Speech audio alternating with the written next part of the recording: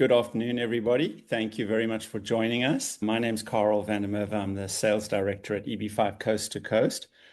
I'm very, very excited to present a new project, or our latest project that we're launching, Pines of Grass Valley. And we've got the development team here, developer team, SP and Shishu Bedi. And we're also joined by Chen, who will be hopping on shortly, an immigration attorney from Meyer Law. So I think we've got an illustrious group. We've got a lot to share with you. I think we've got a record attendance here as well today too, which is fantastic. We've got over 100 people registered for this webinar, which is fantastic. Maybe without further ado, Shishu, SP, would you mind briefly just introducing yourselves? And Paul as well. Hello, Paul.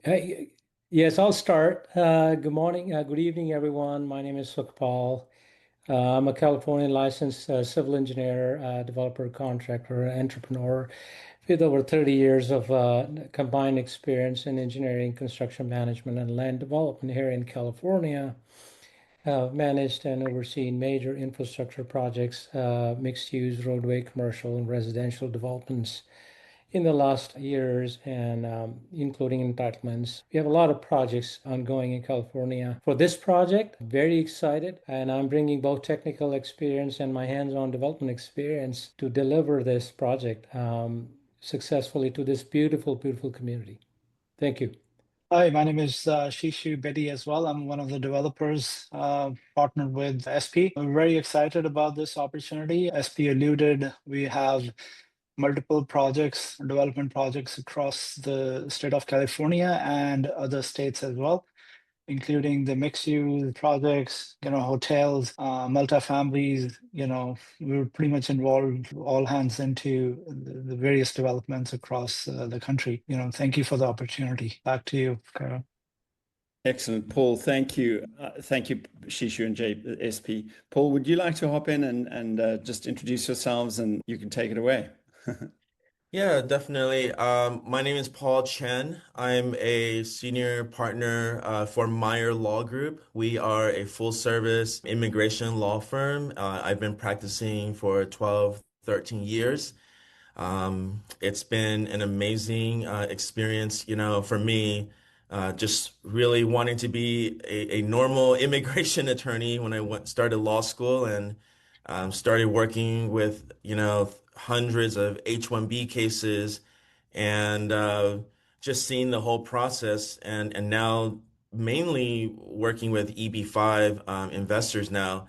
I think I've gotten more green cards for EB-5 investors than my H-1B people for the last 12 years, and I've done so many more on the EB2 and EB3 side, but I still feel like EB5 is the way to go if it's doable and viable. I'm excited to be here. This is actually one of my first times being with EB5 Coast to Coast, so I'm happy to be here. It's a pleasure. Well, thank you, Paul. No, it's wonderful having you join us. I appreciate that. I think we're just going to talk about some of the topical issues in EB5 as well. Just if you wouldn't mind touching on those from an investor's perspective, Paul. I'll briefly introduce EB5 Coast to Coast, and then we'll launch into the project, Pines of Grass Valley, and why we're so excited about that. And then we'll open it up to some Q&A. So feel free to type in the questions at the bottom. We'll address all of those at the end, if you don't mind. Brief introduction about EB5 Coast to Coast. The owner is my boss, a guy called Steve Smith, and Steve's been in the industry for well over a decade and has built a portfolio of regional centers that covers the country, coast to coast. So a big part of what we do is provide sponsorship to developers like Shishu and SP to essentially raise EB5 capital. And then we monitor the progress of the project and we report to USCIS on their behalf. And so we actually do that for almost 100 projects across the market. It's a very important compliance service we offer, but it also gives us great insight into the market and ideally puts us in a position to identify the strongest projects out there and then potentially partner with them as a manager or co-manager on the deal. And that's in fact exactly how we came about being involved in Pines of Grass Valley. We were initially just the sponsoring regional center, but as we got to work with SP and Shishu, we really liked the project. We really liked them as a team, and we've now basically, become the manager on the project as well. So yeah, so with that, I think I'll hand over to you, Paul, and there's a lot of topical things to discuss. I'm not sure how you're going to do that in 10 to 15 minutes, but yeah, please go ahead. All right, great. I guess if you've been thinking about EB5 at this point, you've probably heard about multiple deadlines, and you're probably feeling pretty anxious because we're really close to the deadlines.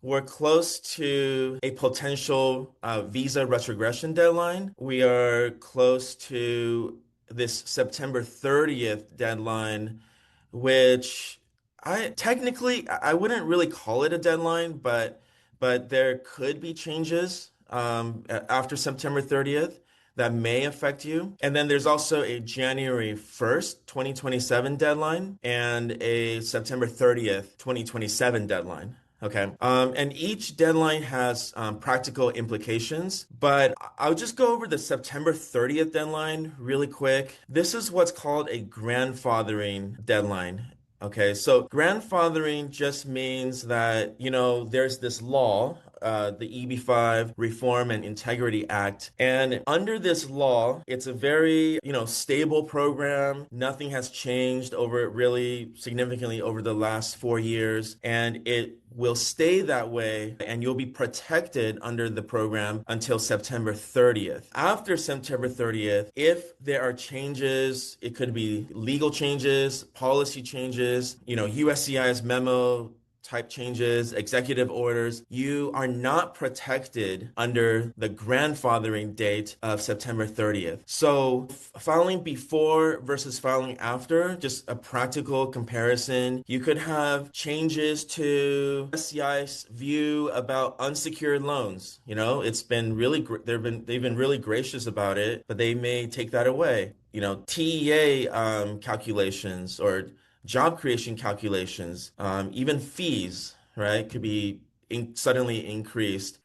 Regional center compliance could be stricter. As far as I know, I don't hear of anything really concrete out there, but any of those kind of changes could happen in the next year. And because you didn't file before September 30th, your case could be subject to those changes, right? So that's just what it means. But like I said, I don't know of anything that's really concrete right now. And of course, there's a few organizations out there that are lobbying for improvements, for changes, and we'll have to see what happens. Now, in the next bullet point, it talks about how the investment amount is $800,000 right now. It will still probably be $800,000 a little after September 30th, right? But in January 2027, it could be subject to an automatic account for inflation of maybe like 10%. Okay, so it'll be, close to 900,000 or maybe even more.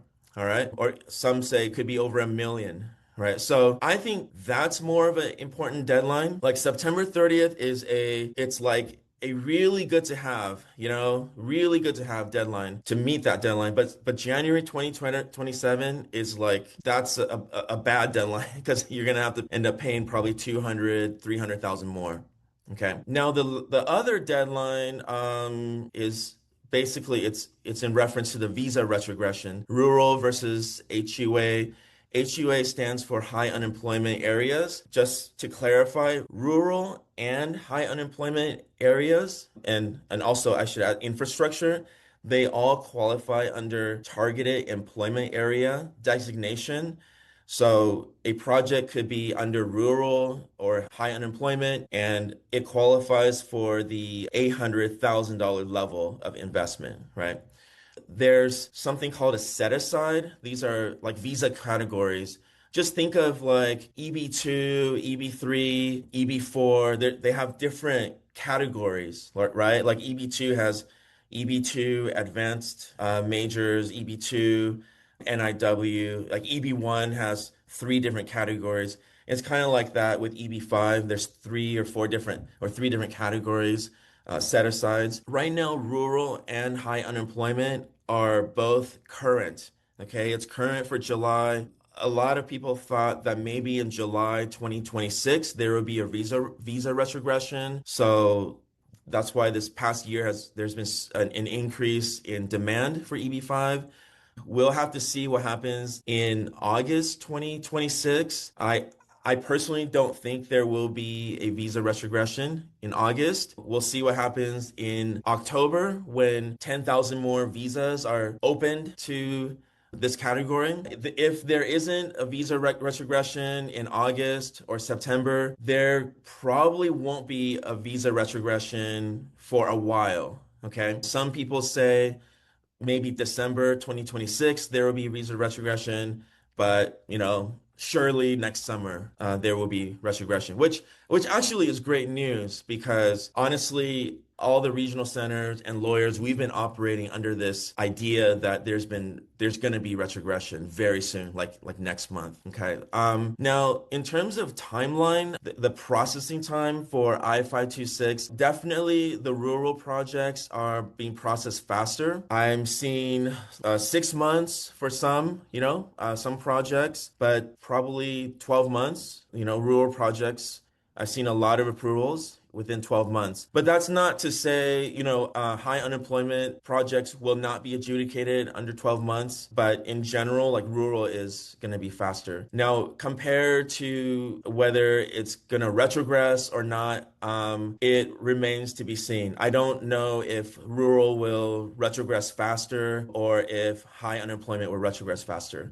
There's a theory that rural will retrogress faster because there's been about 3 to 4 times more applicants in rural projects in the last 2 years, or especially the last year, than in high unemployment. So it will retrogress faster, but it might also, there's another theory that even if it does, it might be okay because there's just so much more quota, you'll catch up faster, right? So, but I don't really know the exact answer on that one.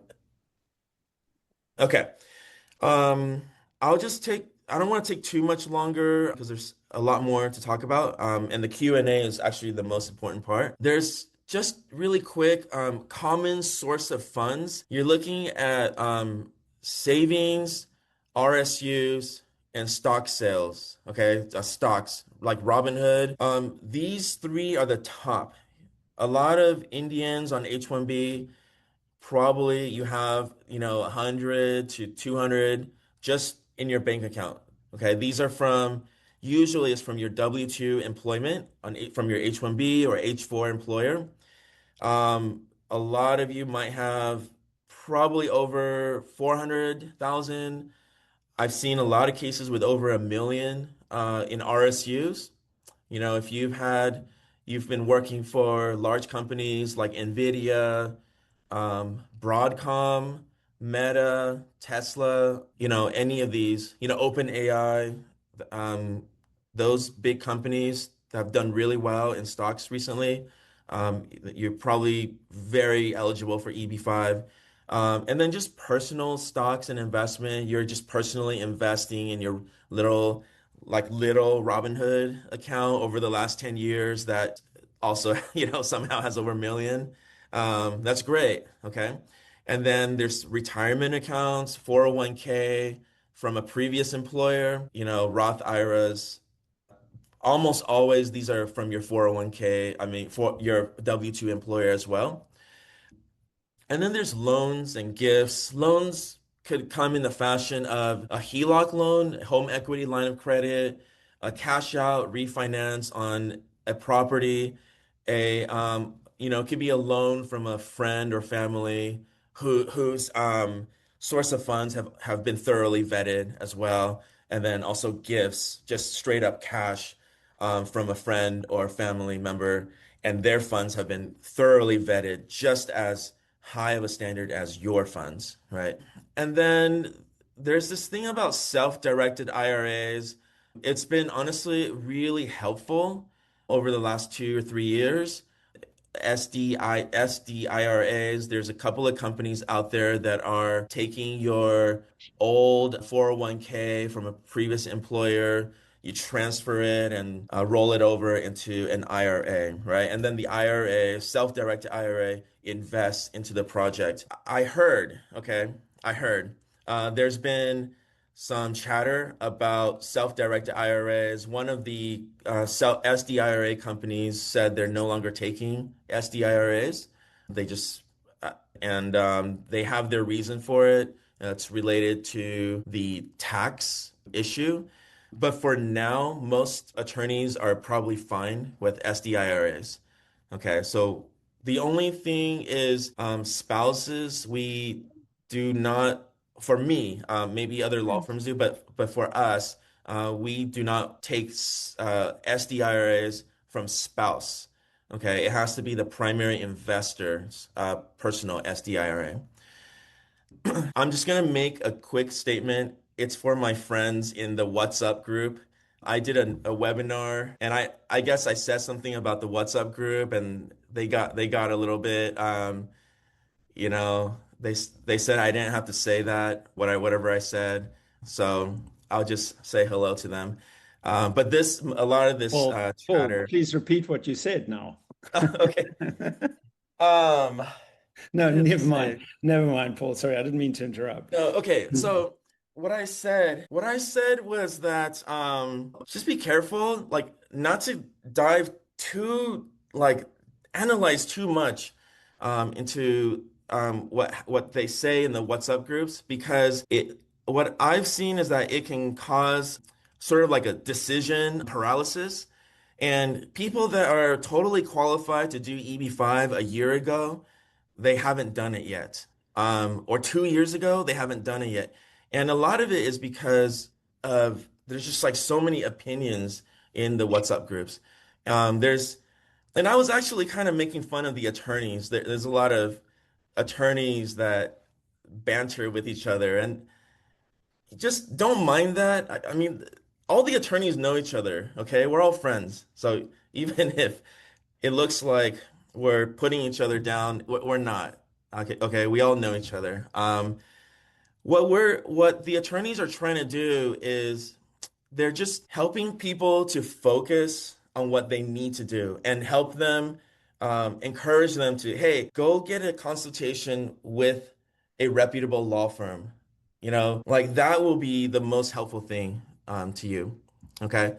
And they're useful. WhatsApp groups are useful. Yeah. Okay. That's good advice, Paul. Thank you. And see, I'm saying this sarcastically because they use AI. What they're gonna do is take this webinar and transcribe it using AI and then summarize it. So they don't hear my sarcasm a little bit, but you know.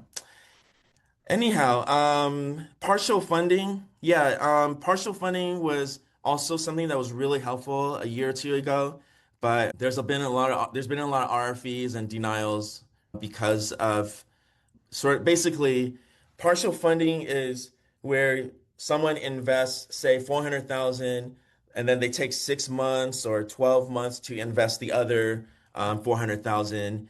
And what happens is, why does it get denied? It's because in the midst of the 6 months, they actually didn't have the other 400,000 and they didn't invest, or they changed the source of funds method or the asset type, or they changed the loan type. It's still a loan, but they changed the loan type or the bank, and it became something that was not really committed, but it became speculative. So the USCIS argues that you weren't really committed, you weren't really actively in the process of investing, and you were basically just speculating and waiting for the best loan results or the best interest rates. And that's not, that's frowned upon. And it just creates a ton of work for attorneys, especially with these deadlines coming up. I'm sure attorneys will charge extra for the latter funding. The last point, concurrent filing and adjustment of status. There was a memo in May 2026 that sounded really scary, but basically it doesn't really have not a whole lot of practical application to Indians on H-1B. It's not like it didn't create anything new really. The first memo that came out basically it made it sound like all adjustments needed to be performed through the consulate, right? Like nobody could adjust through the USCIS. That's what it sounded like. Um, and it basically made everyone very anxious. And then a week later, USCIS basically said, no, we're just basically reminding the USCIS officers that they have the right. That they're reminded that USCIS granting adjustment of status is basically a right. It's not, they're not entitled. Investors are not, or applicants are not entitled to this right. And, basically it called for more vetting and things like that. But like EB5 investors probably don't have much to worry about because of this memo. Well, that's good. That's good Yep. news. Excellent. Thank you very much, Paul. Appreciate those insights. And, I'm sure there'll be some cute questions for you afterwards. Yep. I mean, with that, let's just dive into our latest project, Pines of Grass Valley. Maybe just if you want to flip to the next slide, we can just discuss some of the project highlights and why we're really excited about this project. It's, first and foremost, it's rural. It's approved. The 956F was approved a couple of months ago. EB5 investors are also in the senior position in the cap stack, and we'll talk about the capital stack in one of the next slides. It's got a fantastic location, Grass Valley in Northern California, about an hour out of Lake Tahoe. Strong demand, rental demand in the town itself, and SP and Shishu can certainly elaborate on that. We'll touch on all of this, but we're very excited about the fact that Shishu and SP have got such great confidence in this project that they're willing to back that with a personal guarantee. In other words, that the loan from the NCE to the JCE is backed by their, personal guarantee that it will be repaid. And that is actually pretty unusual in EB5. You've got to be very careful with guarantees because you can't personally guarantee an investor's money is going to be returned, but you can structure it in a way that the NCE loan is guaranteed. And you do see this in EB5. Typically, it would be a corporate guarantee. In this case, it's a personal guarantee, and that's something our attorneys drafted, which gives us great confidence in those guarantees and the fact that they are insurance policies essentially at the end of the day, but they're very valuable from an EB5 investor's perspective. And I'll let Shishu and SP talk about the multifamily asset class. I wouldn't profess to be an expert in that. I'll hand over to SP and he can talk a little bit about the community and why this project, if you wouldn't mind, SP. Thank you, Carol.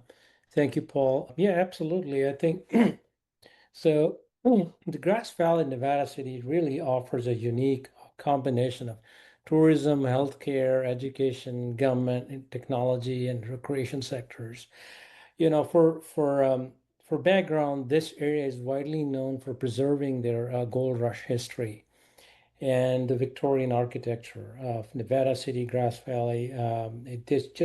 That's a huge demand for people, visitors, businesses, and more importantly, Bay Area residents. Essentially, this is a target retirement destination for folks living in the Bay Area, and so that's a huge factor. Now, another reason, obviously, apparently, tourism is a major component of this local economy. Supported by the gold rush history. There are a lot of historical buildings that are preserved and have been retrofitted, like the historic hotel, Holbrook Hotel, and the National Hotel. They're on the National Registry. We get so many visitors visiting, and by the way, I live 20 minutes from this area, so I've been this area for almost 16, 17 years now. Love this area. It's got a different vibe, and so And the other big plus is the project site is just like 5 minutes drivable from the Grass Valley, from downtown Grass Valley, from the thick of it.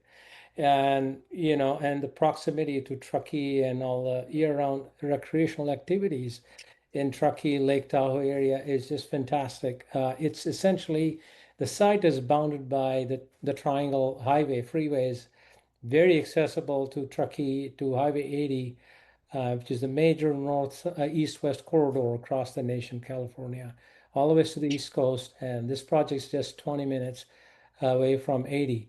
And so that's really the area in general. And then why are we investing this? Why is this asset class critical? So let me talk about that.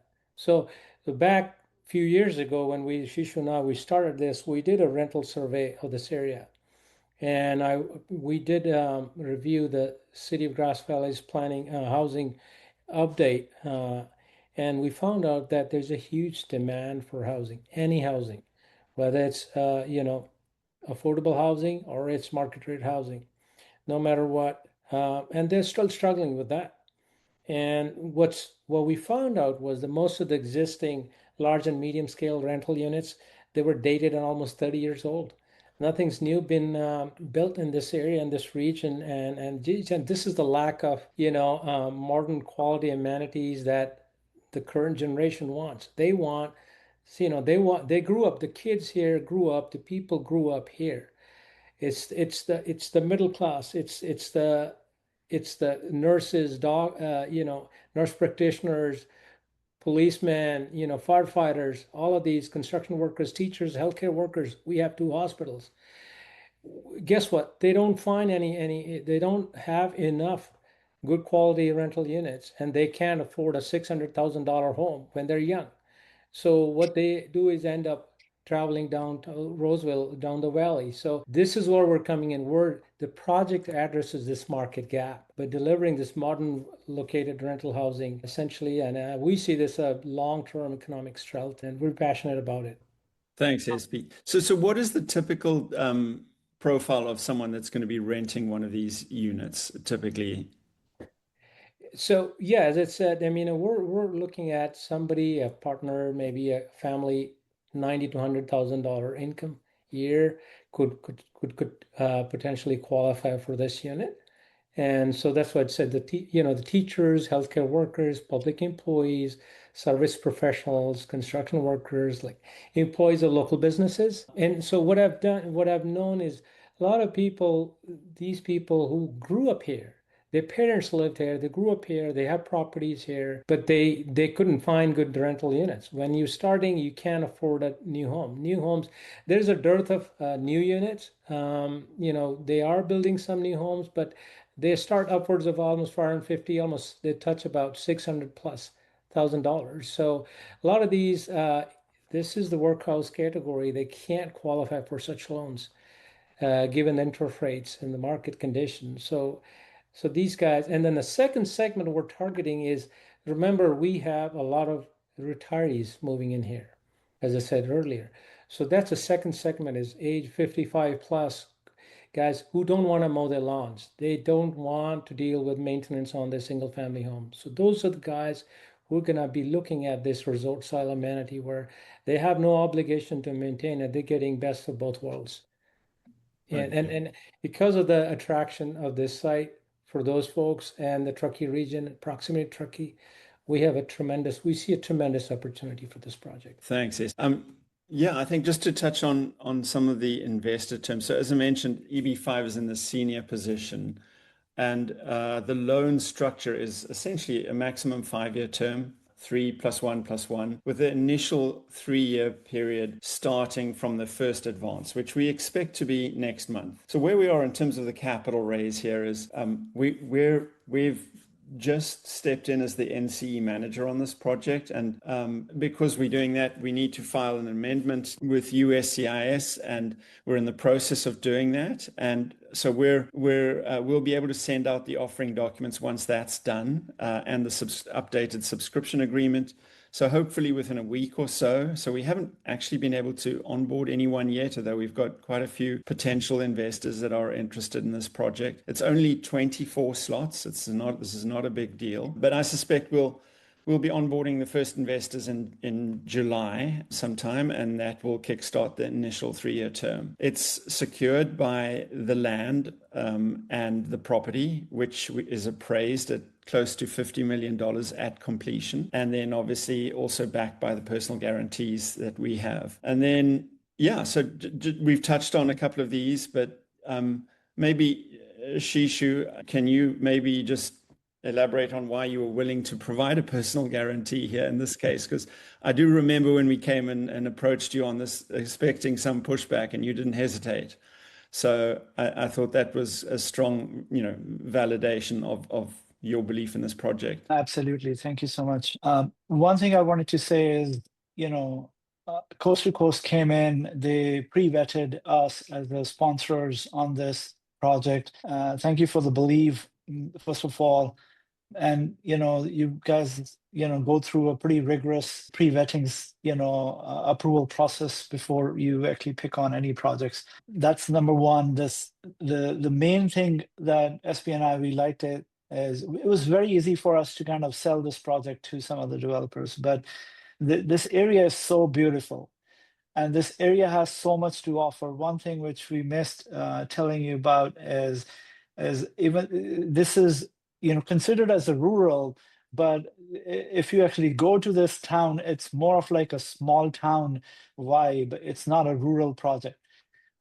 Even though it classifies as a rural, it's a mid-size, city, or small to mid-size city, where there's a lot happening in that Tri-City area.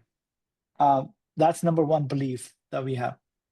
That we think there are about 2,500 to 4,000 units in the area, and none of them has elevators in there, which means in order for us to actually, get 100, tenants on for this project, I think it's a piece of cake. We already got about 200 plus requests to kind of for the lease information, or even wanting to pre-approve for the leasing agreement. And that's number two. Number three is we've not actually seen anything like this in that part of the town. This is almost like a luxury project in that part of the town, which deserves a lot more. It's a very beautiful town, and the suburbs are so pretty. When you actually drive down to Tahoe or Truckee, or we feel that it's a no-brainer. So given there are so many different things that we feel very confident about the project, we had no problem actually giving our own personal guarantees, or denial guarantees as well, the repayment guarantees on the denial, because of the project itself. And best of all, it's a very small project. It's only 100 comparatively, which is in the developer world, it's not a big project. And we've been working with the city, with the county, with the state for almost like 3, 4, 5 years to make sure we've gotten every approval on the project. We, pretty much have gone through various, reports, tests. I think it only actually makes it easier to kind of believe that this is a no-brainer. Shishu, can you just talk a little bit about the construction timeline? When do you expect to start, and how long does it take? So SV is expert in the financing in the construction part, but I can tell you for sure that we're commencing construction on this project on the 22nd of July, which is in the next 3 weeks. And I would invite everyone to come in on 22nd July to the site. We're actually doing a big groundbreaking ceremony. SP, you want to add to it? Yeah, I think we did that. We've completed the tree removal on the property, and we're excited to set up. I'm working with the different agencies to set up the groundbreaking for the 22nd July, and so we're excited. The build time is about 22 months, and we're ready to get started probably last week of July. Excellent. Okay. Yep. Let's just turn to the capital stack, because senior debt, EB5 in the senior position with 24 investors, and then C-PACE financing. I don't think everyone's familiar with C-PACE, Shishu. Do you want to maybe just explain what that is and what the benefit of having C-PACE is in the capital stack? So we believe that CPACE does actually strengthen the capital stack just because we wanted to keep EB5 as a senior investor on the capital stack. If we had, say, any senior lender like a bank come in, they would not want it to actually bring in EB5 as a senior lender. So we actually kept that in mind. We wanted to actually give EB5 investors as a ultimate care in terms of actually giving them priority to the project. And that was our main intent on this project. The project is fully capitalized independent of the EB5 raise as well. So we have the term sheets from the senior lender as well, but we're just keeping that on hold until we need it. But at this moment, I think the C-PACE and mezzanine actually covers pretty much everything we're looking for. But in case we need to kind of go back to senior lender, we have those executed term sheets ready as well. So just to explain that a little bit more. So C-PACE, you qualify for C-PACE, right? If your construction meets certain energy efficiency standards. And my understanding is, and I'm no expert on this, but it's attractive because it's pretty long-term financing and it's pretty low cost. And as you pointed out, Shishu, it's very attractive when you pair that with EB5 because you can have EB5 in the senior position. And C-PACE is actually repaid through the property tax bills, right? That is true. That is true. Yeah. So I guess in this case, I mean, we're obviously highly confident we're going to get all 24 investors and raise the full amount, which will then leave EB5 in the senior position. But I guess we do get asked this quite a bit, Shishu. If there was a situation where we didn't raise the full amount, how would the cap stack change then? Would you be bringing in a portion of senior funding? So where would EB5 end up, I guess? So we do actually are working with, as I said, we have the executed term sheets from some of the senior lenders as well to come in if we do not actually raise the EB5 funds. That's there, and we've actually demonstrated, and we have shown a proof of that to USCIS as well, and they were comfortable enough to give us an approval on that project. Okay, I think that, yeah, I mean, okay, I mean, so I absolutely, I think that pretty much answers those questions there. So I mean, yeah, fully financed, that's wonderful, and EB5 will be in the senior position. I mean, there is a caveat, I guess. It's fair to say that if we don't raise the full amount, you may have a senior position, and that would subordinate EB5. Is that correct? That is correct. Yeah, I mean, again, that's a very remote chance, I think, given the small raise here and the level of interest we're seeing. And it's a very small and stable, small project, and we all know that multifamily is a pretty stabilized, asset class where pretty much FHA or the other institutional loans are available on this, on the stabilized, projects as well, or even during the construction. So we feel very strong that we don't have to go that route, but if we do, then we have various different ways that we can actually bring in the senior lender as well if we need to. Okay, thank you, Shishu. And this is the appraised value of the property at completion. I think SP said months from now it's appraised at $48 million. So that gives investors a lot of comfort as well with it, less than 20 million of EB5 and 48 million of appraised value. It's roughly 40% loan to value at completion. So yeah. I think I would like to add to that one is, the funds, every fund that's coming in from the NCE to the JCE, it's of course controlled by the NCE manager, which is coast to coast. But at the same time, the fund administrator on this one is Baker Tilly, which is another, control on top of the coast to coast. And like there are multiple different ways that this money is only spent when there is work gone on to that project. And there's enough compliance that we're putting together on top of it, which is making sure this project is fully successfully delivered. On top, we are actually giving the personal guarantees and denial guarantees as well. So which means that we're pretty, I would say, comfortable, and we're going to stay on course with our commitment to deliver on this project, and there enough compliance, as I said, from coast to coast, Baker Tilly, and even our bank, which is, I think, Customers Bank. Everybody is actually keeping an eye on where the money's been spent. So, and there's monthly reporting on where the money's been spent as well. It's not something that we're taking this money and putting it wherever we want to. No, absolutely. Yeah. Pretty rigorous, procedures that we have right now. Yeah, I think SP, you addressed this. I don't know if there's anything further you want to add to the construction timeline. Maybe, I mean, who is the general contractor here? Is it, if you wouldn't mind, maybe just telling us a little bit about that? Yeah, so the general contractor for the site works, Hanson Brothers, and B&M Commercial Builders is the GC master builder on the project. Okay. Yeah. And you've worked with them previously? Yeah, that entity has a combined experience of more than 50 years of building such projects. Yeah. Thank you.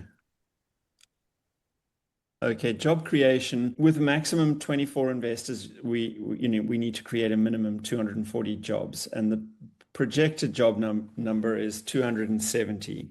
So there is a cushion there. I would add as well that the bulk of those jobs, 252 of the 270, are construction related. So frankly, as long as this project is completed, that should generate enough jobs for all the investors.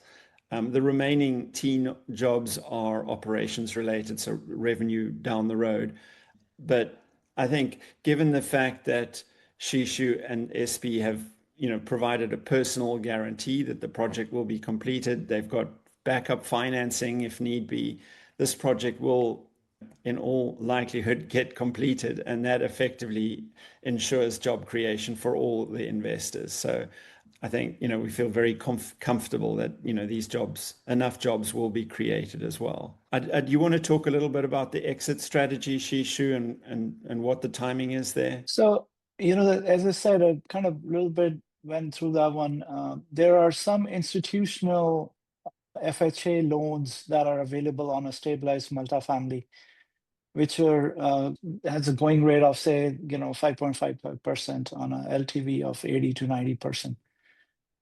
It's called HUD 223F. Those programs through the Federal Housing Authority for the multifamily in the rural areas are pretty common ways to exit the construction mezzanine loan or EB-5 or a CPACE all together. So our goal is within, as soon as the project is stabilized, which we believe in 3 years, we will actually have the HUD replace all 3 capital stacks and pay everyone off. And we're looking at about, within the 3 years period at this moment. Okay, thank you. That's great. Thank you very much for that presentation. With that, I think there are a couple of questions here that we can turn to, and let me just start at the top, if I may. Who provides the loan repayment guarantee? Well, that's the developers, Shishu and SP, and we've drafted the guarantee with our attorneys, and we verified their financial net worth. So we feel very comfortable that those are real guarantees. Is the EB5 loan senior to all other debt? Yes, it is ahead of all other debt. I don't know how technical we want to get, Shishu, but and I'm not an expert on this, so please jump in. But CPACE does supersede the senior loan in a sort of default scenario, but my understanding is that it doesn't get escalated in a sense. So basically, the only amount of debt out is the unpaid sort of CPACE annual amount, whatever The tax money, which we have to pay anyway. Yes, right? exactly. But you So have to pay anyway, and you pay out of cash flow, right? So exactly, exactly. So we have some strategies where we're looking into to improve the operations. I have created some documents which I can actually share with you, Carol, where operationally we can improve the efficiencies of some of the ways that we can generate more income out of the project. For example, our goal is within 15 months from now we will have the two middle buildings fully up and running, which means half of the asset class will actually start generating income within the next 15 months. And the rest of the half of the asset class can still keep on actually finishing up while the middle part is actually generating income. And that actually takes care of a lot of the interest payments and those things as well, which actually increases the bottom line of the whole project completely.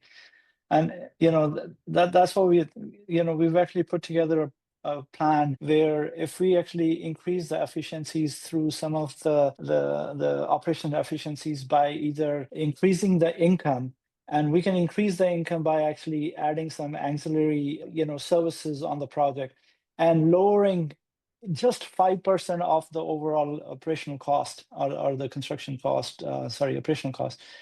We could actually be in a significant better position that even though the FHA does actually support for 80 to 90% LTV, we can actually go to FHA with just 70%, 72% LTV, which means that this project becomes, very lucrative for FHA HUD, financing as well.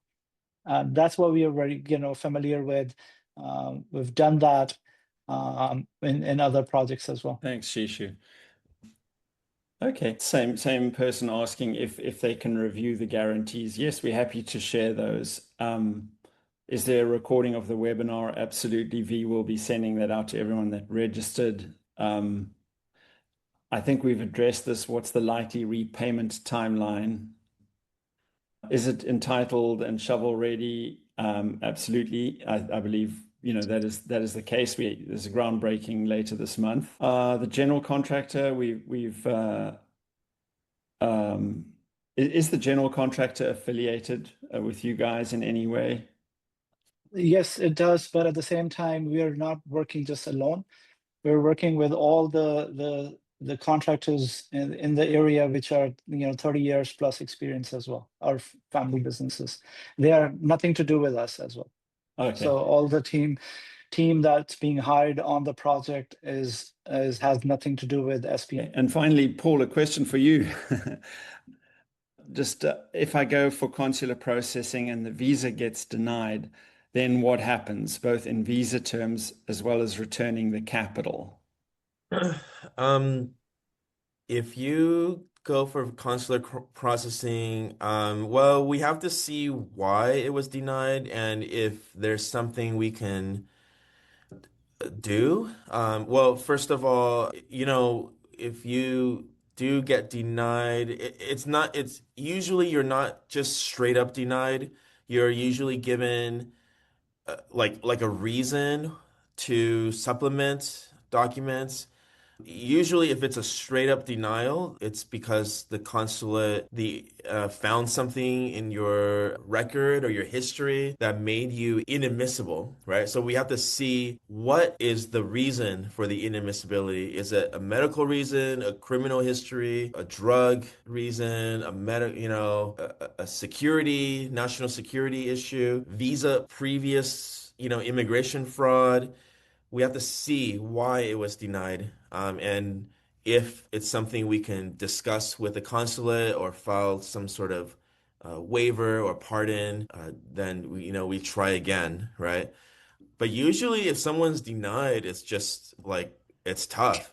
Like there's not much you can do about it because the reason that they have for denying you is probably something like visa fraud, right? Or something that happened in the past. And that's just very difficult to get through. So that's why I think if you can try to come into the country and file with concurrent adjustment of status. We have found that it's just the vetting process is a lot easier here in the US and also we have more resources in the US. The attorneys are here. There's different things we can do, like different appeals or motions to reopen or whatever, at the USCIS level, rather than the Department of State's, the embassy level. It's just harder through the consulate. Thanks, Paul. And I think with that, we've actually addressed all the questions and it's perfect. We've wrapped it up in an hour, which is great. So I thank you, Shishu, SP, Paul. Thank you very much for being here and on a Tuesday evening. I really appreciate it. And thank you everyone for joining us as well. And please drop us an email if you will get the recording, and also drop us an email if you'd like us to send over the subscription documents once they're available. That should be within a week or so. And yeah, or set up a call if you've got any questions, further questions. We're happy to have a one-on-one with you as well.